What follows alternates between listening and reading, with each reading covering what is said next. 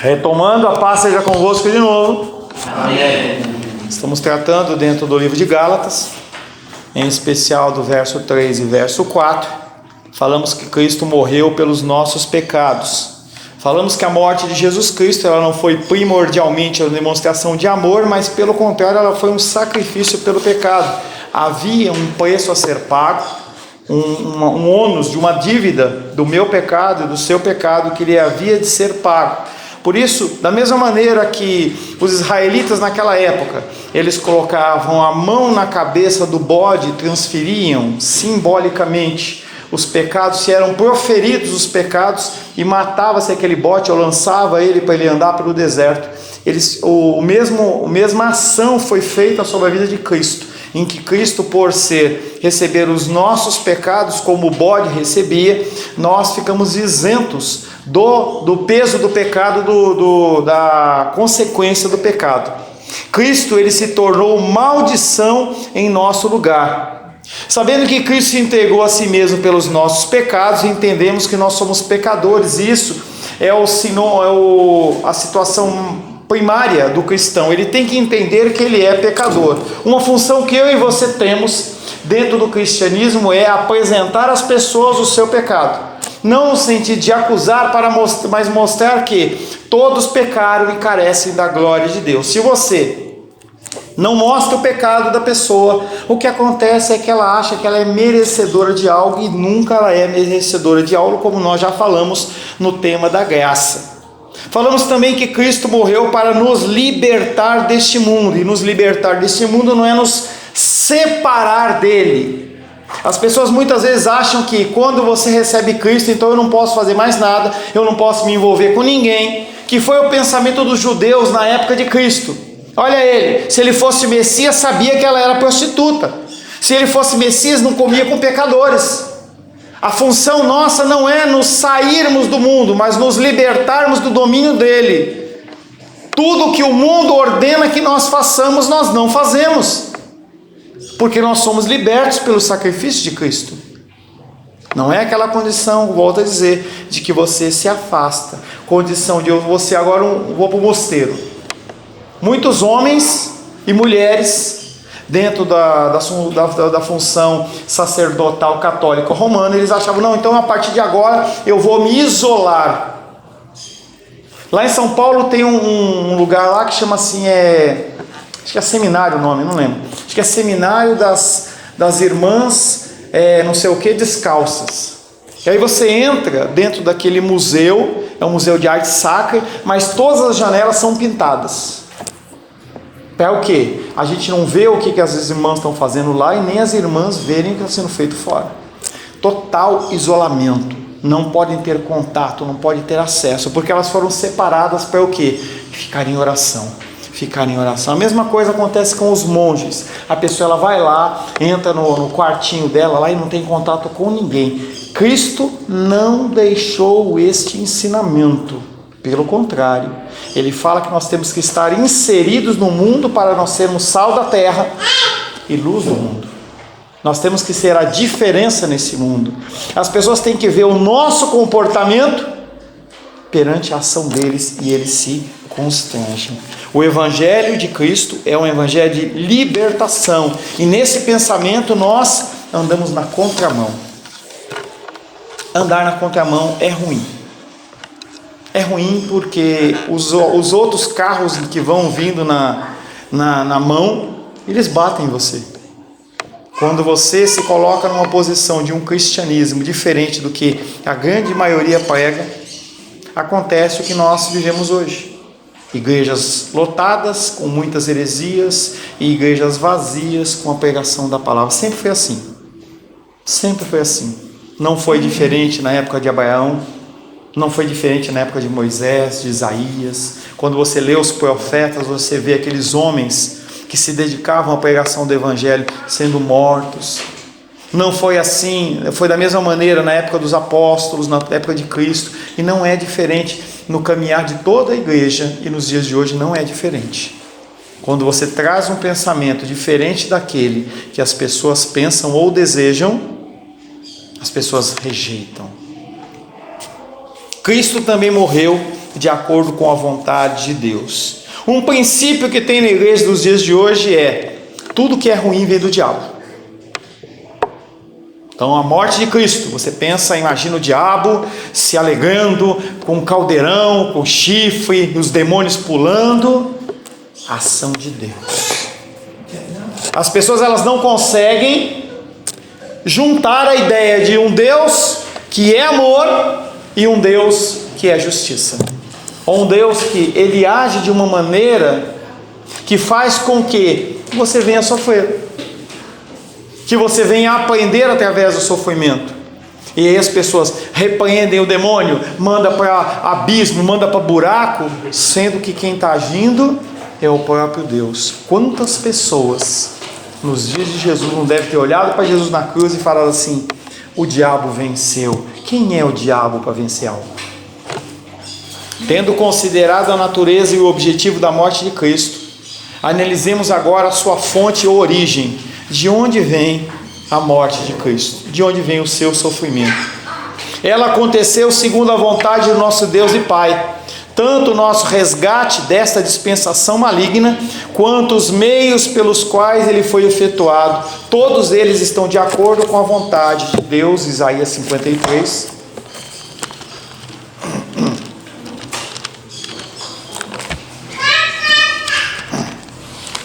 Isaías 53.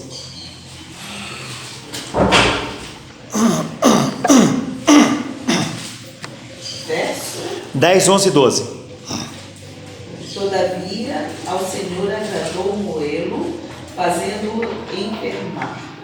Quando der ele a sua vida, quando der ele a sua alma como oferta pelo pecado, verá a sua posteridade e prolongará os seus dias, e a vontade do Senhor prosperará nas suas mãos.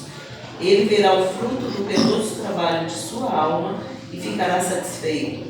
O meu servo, o justo, com o seu conhecimento, justificará muitos, porque as iniquidades deles levará sobre si. 12. Por isso eu lhe darei muitos como a sua parte, e com os poderosos repartirá ele o despojo, porquanto derramou a sua alma na morte. Foi contado com os transgressores. Contudo, levou sobre si o pecado de muitos, e pelos transgressores intercedeu. Todavia ao Senhor agradou Moelo, fazendo-o enfermar. Não foi o diabo que agiu na morte de Cristo, e sim Deus. E Jesus Cristo não tinha nenhum pecado, não tinha nenhum ônus, não tinha nenhum defeito, não tinha nenhuma falha, mas não é que ele se agradou do que estava acontecendo, e sim do propósito sendo cumprido. Mesmo com o sacrifício, mesmo com a dor, agradou o Senhor Moelo. Um versículo como este, ele foge das igrejas, porque as pessoas não têm como explicar eu querer fugir do meu sofrimento, sendo que Jesus Cristo enfrentou o seu sofrimento, e para o Senhor foi algo agradável. Não temos que viver uma teologia buscando o sofrimento, mas o sofrimento nas nossas vidas é fruto da vontade de Deus e não do diabo. Não adianta você repreender, amarrar, não adianta fazer nada disso, porque o que as pessoas querem é a pregação da vitória, é a pregação da prosperidade. Mas a gente vê que a realidade no mundo de hoje não é essa. É como você está com uma doença grave e tomar um remédio para outra coisa, não vai fazer efeito nenhum. Talvez venha trazer um efeito contrário ou piore a sua situação.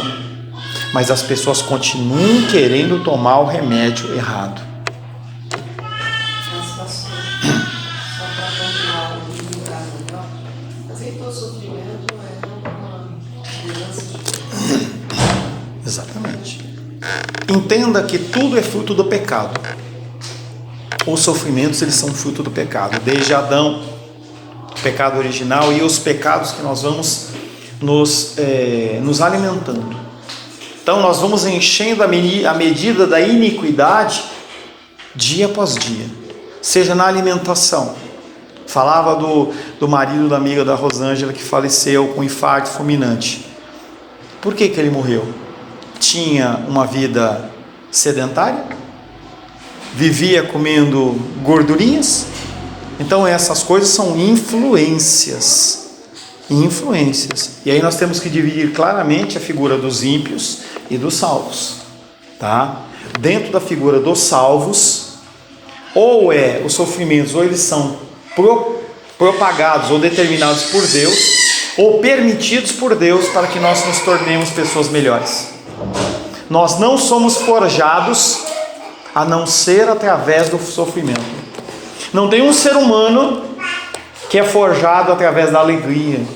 É por isso que essa teologia da pregação com piada e alegria e fazendo gracinhas, ela não é bíblica, porque não há um ser humano que aprenda desta forma, porque a gente não vê esse tipo de instrução nas Escrituras. E o sofrimento, ele é real. Eu sofro, você sofre, as situações elas ocorrem. Você não precisa procurar o sofrimento, ele te procura. E entenda que ou ele foi determinado por Deus, ou ele vai transformar isso por causa do seu pecado em algo agradável ao Senhor. E você vai aprender, como filho. Como não filho, a pessoa é entregue ao seu próprio desejo, à sua própria vontade. A pessoa vai continuar fazendo e vai embora. O mundo está assim. O Brasil, o mundo, ele está sob juízo. O que nós temos visto, estava vendo ontem uma postagem em que quando houve aquele cara lá que matou o cachorrinho lá no Carrefour, nossa, as pessoas comovidas, apareceu no Fantástico, apareceu aqui, apareceu lá, todo mundo postando, que aberração. Aí essa semana, duas mulheres que se relacionavam, queriam uma filha, aí foram lá e cortaram o piu-piu do menino, já há um tempo atrás, um ano atrás. E aí o menino ficou naquela condição lá, aí invocaram com o menino, mataram o menino e cortaram, esquartejaram o menino. Você não vê uma nota de repúdio, ninguém está achando ruim, mas se fosse o cachorro. Você vê que o coração do ser humano é um coração que está cada vez pior. As reações às situações que os homens mostram são cada vez piores. Não era diferente na época do apóstolo Paulo. Os Gálatas, conforme nós já estudamos, eles foram abandonando o Evangelho. Como é que você está abandonando o Evangelho que você recebeu? Porque as pessoas trouxeram coisas mais agradáveis. Eu não tenho coisa agradável para te trazer. Se vai ter 1, se vai ter 10, se vai ter 50, se vai ter 100 na igreja, eu não sei. Eu sei que eu não tenho algo agradável para te trazer, porque você está enfermo de morte. Eu não tenho que trazer um algodão doce para você. Eu tenho que trazer para você um remédio que cure, por mais amargo que seja. Isso não é agradável. As pessoas não querem. Pastor, o próprio nascimento já é um sofrimento. A gente já nasce no sofrimento. E vive em sofrimento, e a maioria das mortes também é um sofrimento. Né? São poucas as pessoas que vão assim, né, de uma forma tranquila e tal, dormindo, como o caso que o senhor citou na primeira aula, né? A maioria ou está enferma, né, passando assim por muita dor, né, um acidente, uma violência, um assassinato, né? Então é isso, do nascimento à morte é todo sofrimento. Mas o homem não quer. Na cruz, a vontade do Pai e a vontade do Filho estavam em perfeita harmonia. Isso também é algo difícil para as pessoas entenderem. Na cruz, antes, no monte do Getsemane, quando Jesus fala: se possível, afasta de mim esse cálice, mas faça a sua vontade, não a minha. A vontade de Cristo estava em perfeita harmonia com Deus, e de Deus com Cristo. Cristo não estava sendo rebelde ali. Mas essa questão que você falou da questão do sofrimento, que ninguém gosta e tal, e um dia desse eu vi, ser rápida, mas um dia desse eu vi minha amiga compartilhando assim no Facebook, a questão da resistência, né? Então assim, normalmente no início a gente não gosta, né, do sofrimento, mas essa questão lá em Tiago fala isso, que é pela provação, né, acho que eu não lembro muito, não recordo muito bem, mas é pela provação que traz a perseverança, né? Às vezes a gente pede paciência, então é pela provação que a gente vai aprender a ser paciente, né? Todo mundo admira Jó, ele aprendeu pela luta que ele passou. É isso que você falou agora há pouco, né? As virtudes que a gente deseja é depois da aprovação que a gente aprende, não é na facilidade, a paciência, a perseverança, a humildade. Então precisamos passar pelo sofrimento para adquirir a paciência que a gente pede, a humildade, a bondade. Mas quem quer isso? Quem suporta isso a não ser aqueles que têm o Espírito Santo dentro de si? Entende que o Evangelho não é para todos? A gente vê as pessoas, elas correndo para toda sorte de coisas. Eu estou fazendo revisão, fiz uma revisão de um livro, estou fazendo a segunda, que fala sobre parte de doenças mentais. As pessoas, elas não querem. As pessoas querem alguma coisa que faça elas pararem de sofrer. Antigamente, a pessoa, ela lidava com as dificuldades enfrentando. Hoje, é em medicamento. Eu preciso de uma receita, eu não posso sofrer, eu não posso sentir dor, nada. É medicamento. Aí a pessoa está com ansiedade, toma um medicamento para ansiedade. Só que ataca outra coisa. Aí ela toma porque ela fica outra coisa. Aí toma outro. É uma loucura. E a indústria farmacêutica, ela está agindo de uma forma que envolve as pessoas e convence elas que ela tem todo o direito de se sentir assim. Aí eu vou tomando remédios que muitas vezes não resolvem. É só questão de a pessoa estudar e ler. Você pega um medicamento, eu não estou falando de uma doença biológica, estou falando de uma doença emocional. Você pega um medicamento, coloca o cara tomando um medicamento com uma droga psicoativa e toma um com placebo. O placebo é melhor. Aí você começa a trabalhar essas estatísticas, a pessoa some com você. Por quê? Milhões, bilhões. Você começa a olhar o consumo das drogas com elementos psicoativos, você vê que ela é assim, 10 caixas, 100 caixas, 1000 caixas, 1 milhão de caixas. As pessoas hoje, elas entendem que não sobrevivem sem o medicamento.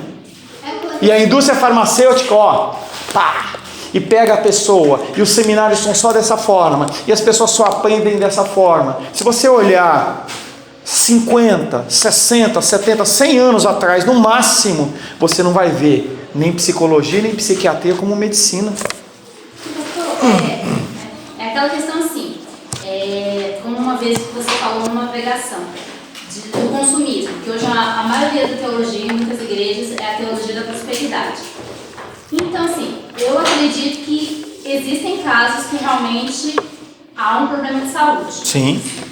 Mas com essa teologia da prosperidade, que está sendo a maioria das igrejas, então, eu sou abençoado se tiver um carro, eu sou abençoado se tiver todos os celulares mais modernos, eu sou abençoado. Esses dias eu estava até vendo um devocional, eu vou tentar não demorar, mas esses dias eu estava vendo um devocional falando assim, que a vida eterna não é só quando a gente estiver no céu.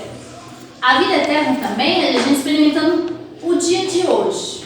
Se a gente conseguir viver Mateus 6, um dia de cada vez, sonhar com o futuro, mas sem quebrar a cabeça com o futuro, a vida fica mais leve, né? Se a gente conseguisse viver Mateus 6, da ansiedade, né, de reparar nos pássaros, os lírios. Então, se Deus cuida de forma tão profunda deles, imagina a gente. Se a gente conseguisse aplicar Mateus 6, a vida seria diferente, né?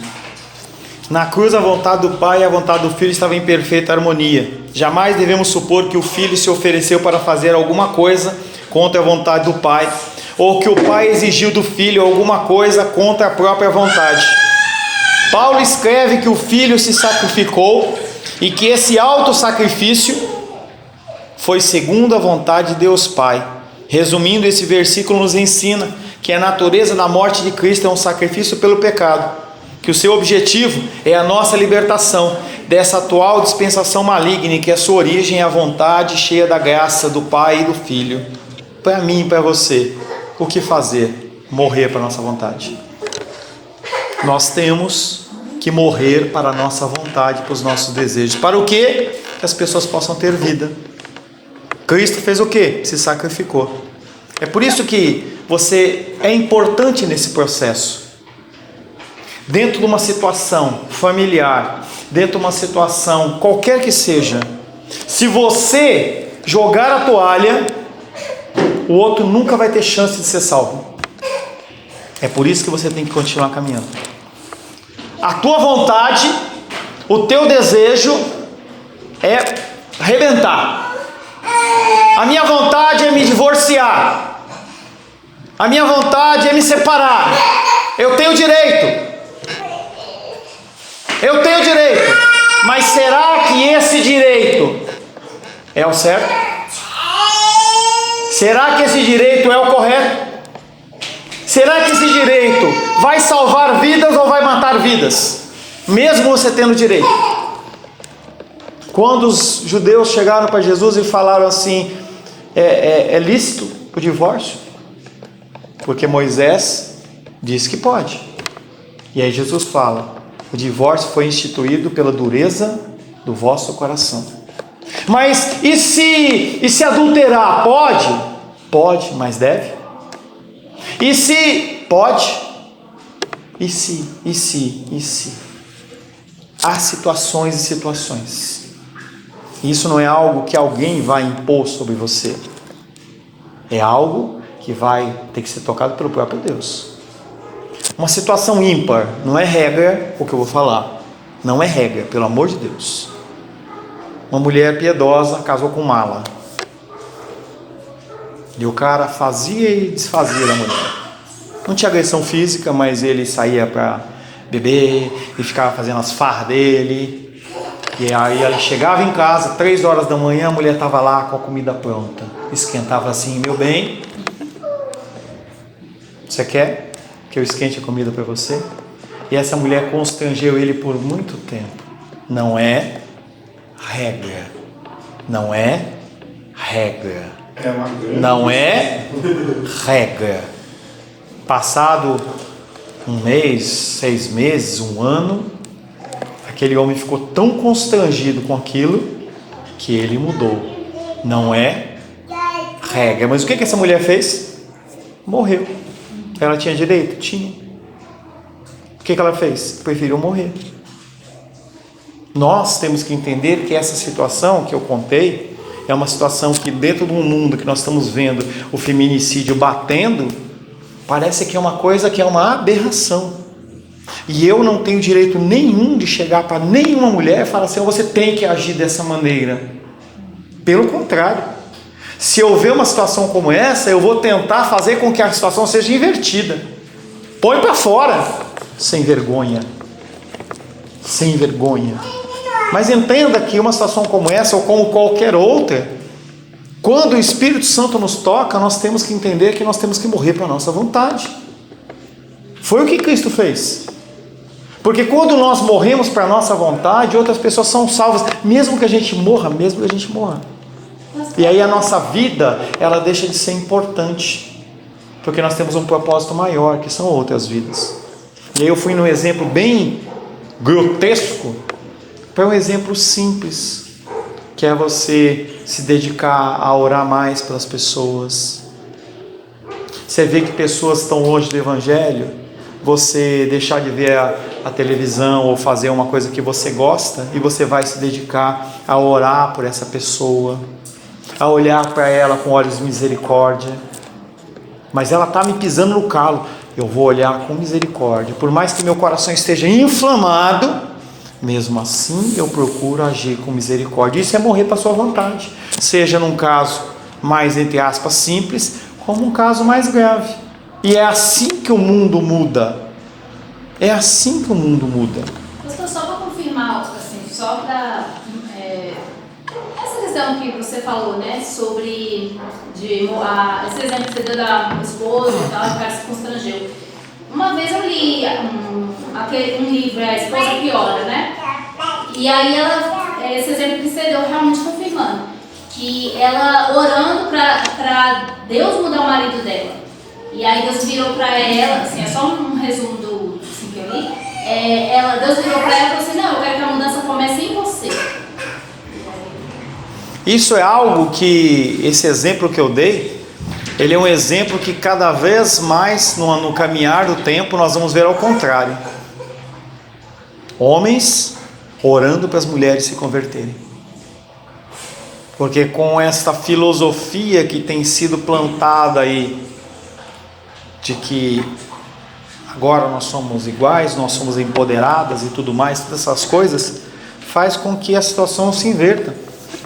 E os homens, eles têm sido cada vez mais lindinhos e vai fazer uma coisinha, mais sensíveis. E aí o que acontece é que há uma inversão de papéis, porque quando um não exerce seu papel, o outro toma o seu papel e toma o papel que precisa ser feito. A gente vê isso muito em lares em que o homem ele é relapso, ele é mulherengo, ele é alcoólatra, é não sei o que. A mulher ela vai para frente e faz mesmo o que tem que ser feito, é uma característica da mulher. E aí a gente vê lares totalmente torcidos. E a gente vê às vezes os homens se posicionando, mas as mulheres não querem. Uma vez eu estava atendendo um casal que vinha de uma situação muito grave e em que a mulher estava pedindo aconselhamento. E ela veio com a seguinte questão: eu quero que o meu marido seja homem. Não é que ele não era homem, ele era boiola. Não, ele não agia como homem em casa. Ele não tomava decisões, ele não fazia nada, não tomava frente nada, tudo era ela. Vamos sair para jantar? É o que você quiser. Vamos viajar? É o que você quiser. É só essa resposta. E ela falou assim: eu quero. E aí ele veio e nós começamos a trabalhar. Aquele homem ele foi entendendo. Aí ele começou a se posicionar. Aí ela veio falar para mim: não, do jeito que tá, não tá bom não. Eu tô tendo que... Ele tá começando a mandar em casa. Eu não quero isso não. A igreja de um amigo meu, ele começou a entender também isso, e os homens começaram a procurar, ele começou a ensinar aqueles homens a serem homens bíblicos. As mulheres da igreja se reuniram, foram ao pastor e falaram para ele: pastor, fulano está ensinando nossos homens a serem rebeldes em casa. Eles não se submetem mais a nós. O que o pastor fez? Mandou o cara embora, porque aquela estrutura estava boa para ele. Pastor, só confirmando isso aí que ele falou, de a gente morrer para ajudar o outro. Eu quero só dizer que vale a pena. Eu tive uma experiência dessa, estava cheia de mim. Eu queria lá dentro estar gritando: diga isso, diga mesmo. E eu disse: não vou dizer porque eu não quero matar ninguém. Eu quero ajudar essa pessoa terrível. Por que eu vou dizer isso? Eu gosto de matar essa pessoa. Então eu disse não para mim, engoli tudo aquilo que era minha razão e eu estava certa. Eu engoli aquilo e deixei passar.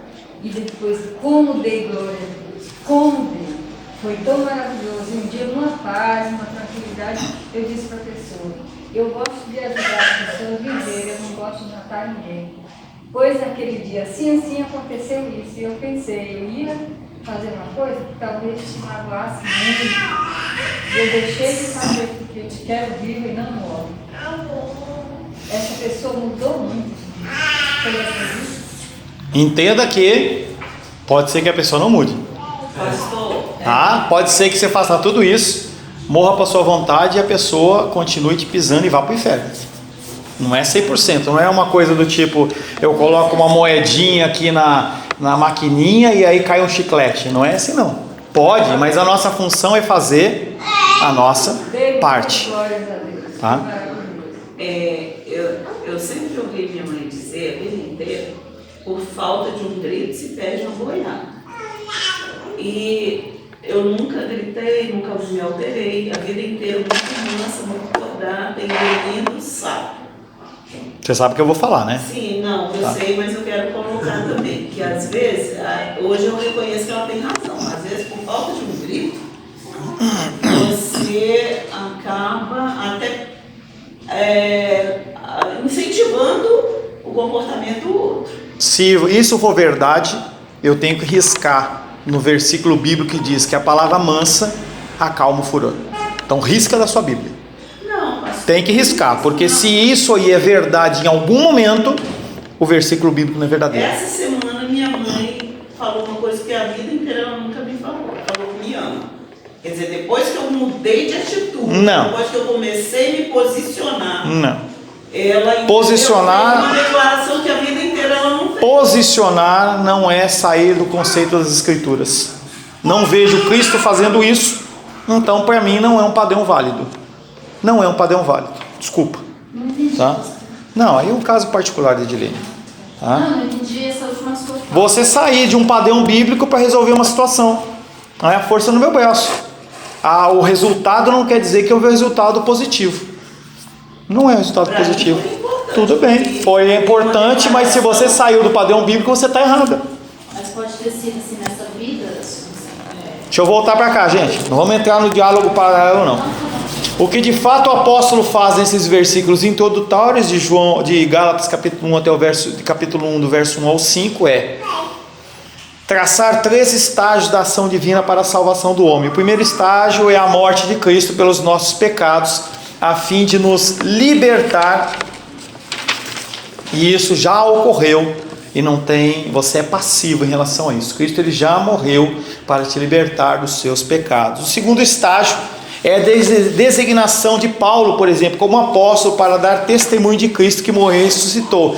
Se ele não tivesse falado, nós não seríamos alcançados. E essa parte agora que ele está morto cabe a mim e cabe a você. Nós temos que falar do amor de Cristo. Nós temos que falar da submissão, nós temos que falar da obediência, nós temos que falar de todas essas coisas. O terceiro estágio é o dom da graça e paz que foi dado a nós, os que cremos. Dom esse que Cristo obteve e do qual Paulo dava testemunho. O terceiro estágio é um dom que vem da graça de Deus. Deus alcança as vidas através da sua ação.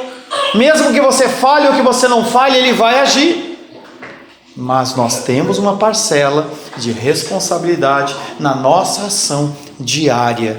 Em cada um desses 3 estágios, o pai e o filho agiram e ou continuam agindo juntos.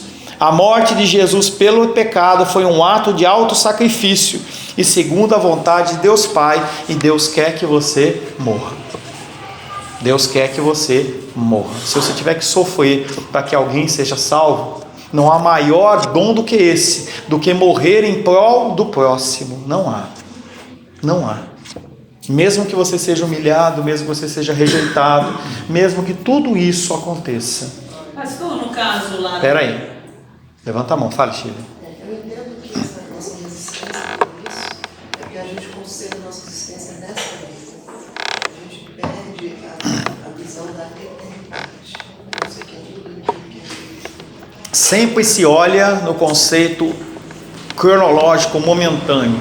Nesse momento, eu estou com essa dificuldade, então eu vou agir. E nós não pensamos em prol do futuro. Perfeito. Tá? Nós olhamos para a eternidade como algo muito distante que pode ser alcançado. É como você chegar para um jovem e falar assim: você quer Jesus? Não, eu estou muito novo ainda. Quando eu estiver na tua idade, quando eu estiver na idade do meu avô, eu aceito Jesus. Senhor, em nome de Jesus, queremos louvar, adorar e bendizer o teu nome pelo esse estudo que nós tivemos nos primeiros 5 versículos do Gálatas capítulo 1. Nós pedimos que nós possamos cada vez mais entender, Pai querido, que o Senhor é soberano sobre as nossas vidas, que o Senhor é gracioso, amoroso e que o Senhor não muda o jeito de agir. Nunca nas Escrituras aparece que o fim justifica os meios, Senhor. Então, Pai, que nós possamos nos adaptar ao Senhor, nos conformar ao Senhor e não nos conformar a este século. Que nós possamos cada vez mais ser servos mansos como o Senhor o era. E que o Senhor possa nos ensinar, Pai, a administrar as questões da vida, Pai, em nome de Jesus. Amém.